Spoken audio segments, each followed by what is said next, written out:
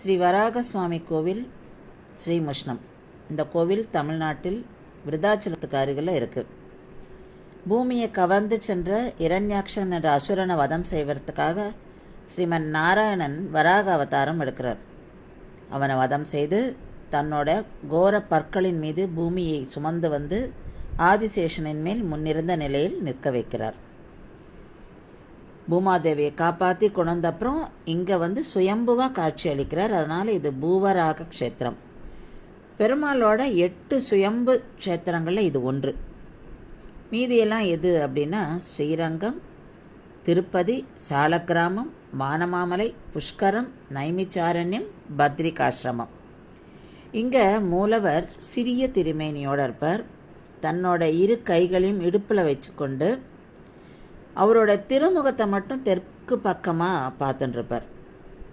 சங்கு சக்கரத்தை மறைச்சி வச்சுட்டுருப்பார். அவரோட 2 பக்கமும் ஸ்ரீதேவி பூதேவியும் நம்ம சேவிக்கலாம்.